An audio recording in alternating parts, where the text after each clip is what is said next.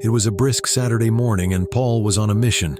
A retired contractor and proud Trump supporter, he wore his red "Make America Great Again" hat wherever he went, including to Ace Hardware, his go-to spot for tools and supplies.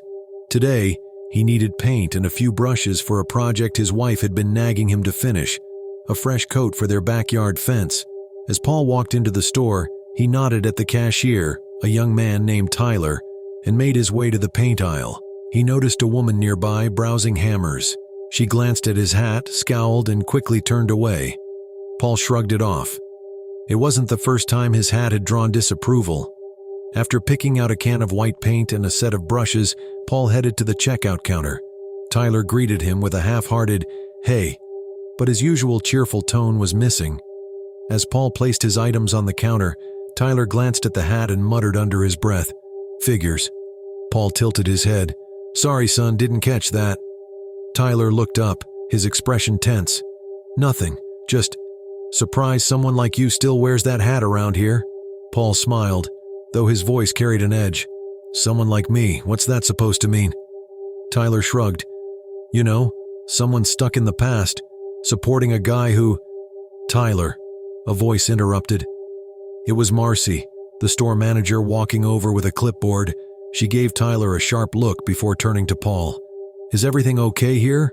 Paul kept his tone polite. "Just trying to buy some paint and brushes, but your cashier seems to have an opinion about my hat." Marcy frowned, glancing at Tyler, who shuffled awkwardly. "I see. Tyler, why don't you take your break? I'll handle this."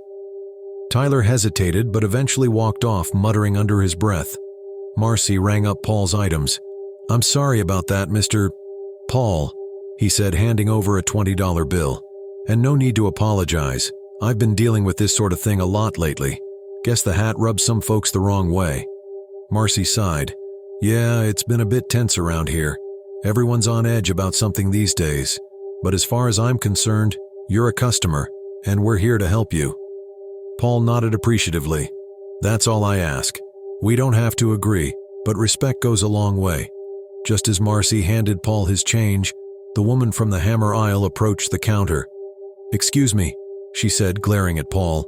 "I couldn't help but overhear. You think it's just about a hat? That hat represents everything wrong with this country." Paul turned to her, his voice calm.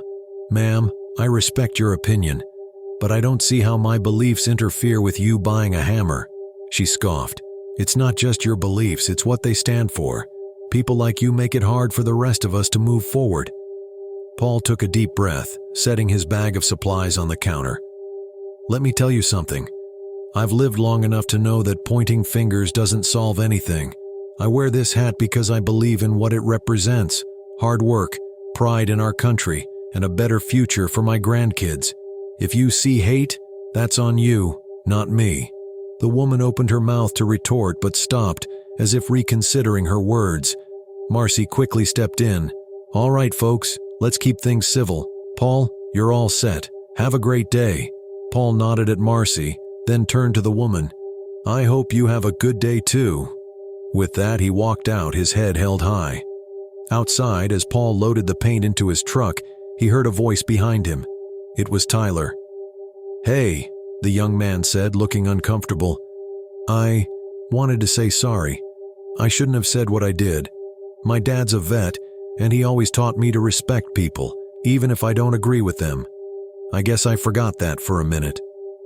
Paul gave him a long look before extending his hand. "Takes guts to apologize, son, I respect that." Tyler shook his hand. "Thanks. And for what it's worth, my dad voted for Trump too. He's always going on about the economy and jobs." Paul chuckled. "Smart man. You take care, Tyler." As Paul drove off, he couldn't help but feel a glimmer of hope. Maybe, just maybe, there was still room for understanding in a divided world.